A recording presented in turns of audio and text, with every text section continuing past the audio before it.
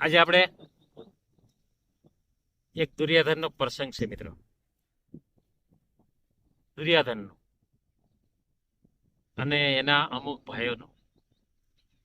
ધૃતરાષ્ટ્રના પુત્ર ધૃતરાષ્ટ્રે એના 100 પુત્રો, જે દેશને ધૂતે ને એનું નામ ધૃતરાષ્ટ્ર હોય મિત્રો. આવા ધૃતરાષ્ટ્રના પુત્ર 100, એમાં મોટો દુર્યોધન. એને એવો વિચાર આવ્યો એક દિવસ, આ 5 પાંડવો જંગલમાં રહેતા હતા જ્યારે વનવાસ દરમિયાન. ત્યારે આને એમ થયું કે આપણે કેવા શોખ ભોગવી રહ્યા છીએ. એકા બીજી ભાઈઓ ભાઈઓ વાતો કરવા મળ્યા, શોખ કરું. આપણે કેવા રાજ્યમાં આપણે સુખ શાંતિ ભોગવી રહ્યા છીએ, અને આ 5 પાંડવો કેટલા દુઃખ ભોગવી રહ્યા છે. આવો વિચાર દુર્યોધનને આવ્યો. અને સાહેબી, હાથી ઘોડા અંબાડી આ બધું દેખાવ કરવા માટે દુર્યોધન કહે છે એના ભાઈઓને, ચાલો આપણે જંગલમાં ફરવા માટે જઈએ. ચાલો ભાઈ કે. હવે અમુક ભાઈઓ એના આ મોટો ઠાઠ માઠ મોટો દેખાવ કરવા માટે, આ 5 ભાઈઓને દેખાવ કરવા માટે જંગલમાં આવે છે. ત્યારે કોઈ પાર નહીં, દેખાવ કરવાનો હતો. હાથીની અંબાડી ઉપર બેઠેલો દુર્યોધન, અને અમુક ભાઈઓ ઘોડા ઉપર, રથ ઉપર, અમુક રાણીઓ, આ 100 કૌરવની, દુર્યોધનની પણ રાણી, બધા આવેલા ઠાઠ માઠ 5 પાંડવોને દેખાવ કરવા માટે, એનો ઠાઠ માઠ દેખાવ કરવા માટે કે અમે કેટલા સુખી છીએ અને તમે કેટલા દુઃખી છો. આ દેખાવ કરવા માટે.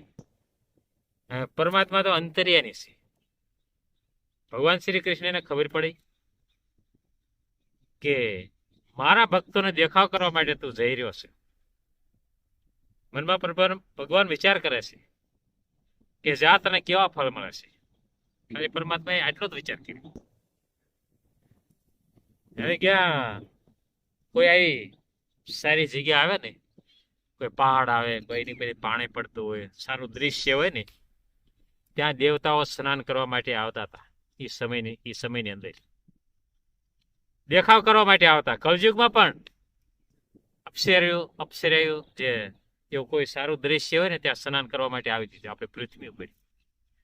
આ હોથલનો આપણે ઇતિહાસ જોઈ જવો ને, હોથલ પદામણી, ઓટો જામ, એ અપસરાદ હતી હોથલ, પણ સ્નાન માટે આ અપસરાયું પણ આવતી હતી આપણે પૃથ્વી પર કલયુગમાં પણ.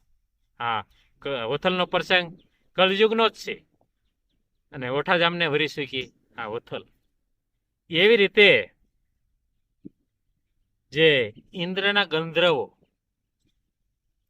ગંધર્વો જ્યારે ઇન્દ્ર સભામાં બેઠો હોય ને, ત્યારે નાચગાના કરવા વાળું જે અપસરાયું, અને એના પતિઓ જે વગાડવા વાળા, અને ઇન્દ્રને મોજ કરવા માટેના આ ઇન્દ્રના ગંધર્વો સ્નાન માટે આવેલા આપણી પૃથ્વી ઉપર, અને કોઈ સારું દૃશ્ય જોઈ અને સ્નાન કરતા હતા. અને એક રસ્તા ઉપર જે ગંધર્વો હતા ને, એ દેખરેખ રાખવા માટે રસ્તા પર બેઠા હતા. અપસરાએ સ્નાન કરી દીધું. હવે એ જ રસ્તા પર આ દુર્યોધન આવી રહ્યો હતો, ઠાઠ માઠ દેખાવ કરવા માટે. ઘણી દુર્યોધન સાથે એમના ભાઈની પત્નીઓ પણ હતી. એ રસ્તા પરથી નીકળ્યા, ગંધર્વને ભાયા, રસ્તાની આડા બેઠા હતા.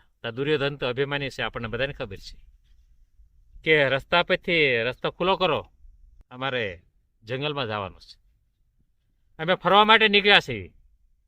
ત્યારે આ ઇન્દ્રના ગંધર્વે ના પાડી કે અમારી પત્નીઓ સ્નાન કરે છે, એ રસ્તેથી અમે નહીં ચાલવા દઈએ. કોઈ બીજા રસ્તેથી ચાલી જાઓ, તમે જતા રહ્યો, આય નહીં. ત્યારે આ ઇન્દ્રના ગંધર્વો તો કીધું કે તમારે જાવું હોય તો કે બીજા રસ્તેથી તમે ઉપયોગ કરી શકો છો, આ રસ્તેથી તમે નહીં નીકળવા દઈએ, ચાલો નીકળો કે. ત્યારે ઇન્દ્ર તો આ દુર્યોધન તો ક્રોધી હતો કે અમે આ રસ્તેથી ચાલશું, તમે શું કરી લેશો? તો કે અમારી સાથે તમારે યુદ્ધ કરવું પડશે. તો કે અમે દુર્યોધન કે અમે યુદ્ધ કરવા પણ તૈયાર છીએ. હવે જ્યાં ફરવા માટે નીકળેલા 5 પાંડવોને દેખાવ કરવા માટે નીકળેલા એમનો ઠાઠ માટે પરમાત્માએ કેવી એમની દિશા કરી નાખી તમે સાંભળો. કે ચાલો યુદ્ધ કરવી, કે ચાલો કે એમાં શું કે યુદ્ધ કરવું હોય તો થઈ જાવ તૈયાર. કે હવે સામા યુદ્ધ મંડાણા ઇન્દ્રના ગંધર્વનું અને દુર્યોધનનું. દુર્યોધનનું શું આવે, ઇન્દ્રના ગંધર્વો તો એ દેવતાઓ કહેવાય. ઝાલી વૃક્ષના થળીએ બધાને બાંધી દીધા, દુર્યોધનને પણ બાંધી દીધો. એની પત્નીઓ ન બાંધી. જે દુર્યોધનની એના ભાઈઓ હતા એની પત્નીઓને ન બાંધી, કે અમે સ્ત્રીઓ નથી બાંધતા. કે બધા પુરુષોને બાંધી દીધા. જે દુર્યોધનના ભાઈઓને બધાને બાંધી દીધા, દુર્યોધનને પોતાને બાંધી દીધો આ ઇન્દ્રના ગંધર્વે. ત્યારે આ પત્નીને કીધું દુર્યોધને કે તમે આપણા ભાઈઓ તારે રહ્યા છે, જંગલમાં નિવાસ કરી રહ્યા છે, ત્યાં મદદ માંગવા જાઓ. મિત્રો ઠાઠમાં દેખાડવા જઈ રહ્યા હતા આ દુર્યોધન, એના બદલાની એને મદદ માંગવી પડી. મિત્રો આ સમજવાનું છે કે કોઈ સત્ય માણસને, કોઈ સારા માણસને આપણે દુભીને તો પરમાત્મા આ પરીક્ષિતે લાવીને ઊભી કરી મૂકે છે. આમાં આ સમજવાનું છે કે નકરું આપણે આ દુર્યોધનને દેખાડી એવી વસ્તુ નથી. પરમાત્મા ઘણી વસ્તુ આપણે શીખવવા માટે આવી વસ્તુ, આવી લીલા કરતા હોય છે, પણ આપણે સમજતા નથી. આપણને સામાન્ય દેખાય છે, પણ તમે આ દુર્યોધનની પરીક્ષિત કેવી લાવી નાખી તમે જુઓ. કે એના ભક્તો માટે એની મદદ માંગવા જવું પડ્યું, એના ભાઈઓની, જે એમની સાથે જે ઝેર વરસાવે છે દુર્યોધન, એની મદદ માંગવા માટે આ પત્નીઓને જવું પડે. તમે જાઓ, કે 5 પાંડવો પાસે જાઓ, તમે યુધિષ્ઠિર પાસે જાઓ. દુર્યોધને મોકલ્યું એને પત્નીઓને મદદ માંગો કે અમને અમારી પરીક્ષિત આવી થઈ રહી છે અને તમે જાઓ જલ્દી, કે આપણને એકને જીવિતને છોડ્યા ઇન્દ્રના ગંધર્વો. ત્યારે યુધિષ્ઠિર પાસે આવે છે આ બધી પત્ની. આવીને દુર્યોધનની પત્નીઓ બધી રડવા લાગી. યુધિષ્ઠિર પાસે અર્જુન ઉભો છે, નકુલ, સહદેવ, ભીમ બધા ઉભા છે, દ્રૌપદી પણ છે, મા કંતા પણ છે. ત્યારે એમ થયું કે કેમ તમે રડો છો? કે રડવા લાગ્યું યુધિષ્ઠિર આગળ. કે શું કર્યું ભાઈઓ? કે અમે તમને મળવા આવતા હતા. કે જો આ દુર્યોધનની પત્ની આ ખોટું બોલ્યું કે અમે ભાઈઓ તમને મળવા આવતા, તમે જંગલમાં શું કરી રહ્યા છો, કેવા તમે હેરાન થઈ રહ્યા છો, અમે તમને મદદ કરવા માટે આવતા હતા. પણ તમને મદદ કરવા માટે આવતા હતા અને અમારે અત્યારે એવી જરૂર પડે છે કે તમારે મદદ અમારી કરવી પડશે.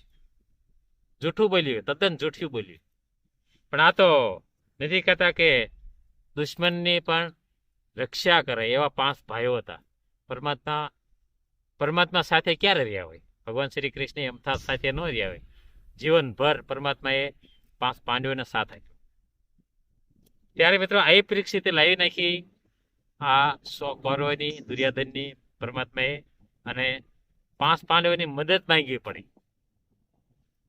ત્યારે કે યુધિષ્ઠિર કહે છે કે તમે રડો માંગી, શું તમારે જરૂર પડે છે અમારી, બોલો. કે ત્યારે કહે છે કે ઇન્દ્રના ગંધર્વો તમારા ભાઈઓને બાંધી દીધા છે, જેટલા વૃક્ષો છે વૃક્ષના થળિયે બાંધી દીધા છે, અને અમે દુર્યોધનને અમને મોકલ્યા છે કે તમારી મદદ કરવા માટે, અમારી મદદ કરો કે ભાઈઓ. કે ત્યારે યુધિષ્ઠિરે વાત સાંભળી. ત્યારે મિત્રો આપણને વિચાર થાય કે ભગવાનના ભક્તો આવા જ હોય મિત્રો. ત્યારે અર્જુનને કહે છે યુધિષ્ઠિર કે ભાઈ જા, કે ભલે કે આપણી માટે ઝેર વરસાવે, પણ અંતે તો આપણા ભાઈ છે, કે આપણા ભાઈઓ છે, કે અમે કાકા મોટા બાપુના આપણે ભાઈઓ થયું છે, આપણે કોઈ અંતર નથી. કે અને આપણે કોઈ રાગવેશ નથી. કે આપણે માટે તો આપણા ભાઈઓ છે. કે જા, કે એને એમને બસાય કે મદદ કરી જાય કે તો અર્જુન તો ચાલો ભાઈ જાવ છું એમાં શું કે ત્યારે ભીમ તૈયાર થાય છે ભાઈ કે અર્જુનથી મોટા છે ભીમ ભાઈ કે હું તમારી સાથે આવું છું કે તો મિત્રો અર્જુન એમ કે છે મોટા ભાઈ કે તમારે કે આવવાની જરૂર નથી કે તમારે મદદ કરવા આવવાની કઈ જરૂર નથી કેવા કે ઇન્દ્રના ગંધર્વને મારો એમાં છે શું કે મિત્રો અર્જુન આવો હતો કે ઇન્દ્રના ગંધર્વને મારો એમાં છે શું કે તમારે આવવાની કાંઈ જરૂર નથી મારું યુદ્ધ જોવા માટે આવવું હોય તો ચાલો કે ત્યારે ભીમ પણ સાથે આવે છે અને બંને ભાઈઓ જાય છે આ દુર્યોધનને મદદ કરવા માટે આવા ભાઈઓ હતા મિત્રો આ 5 ભાઈઓ માતા કુંતીના સંતાનો મિત્રો લાલ ફાઇલ ન હોય કારણ કે પરમાત્માની પરમ ભક્ત માતા કુંતા હતા હવે ઇન્દ્ર ગંધર્વ પાસે જાય છે અર્જુનજી કહે છે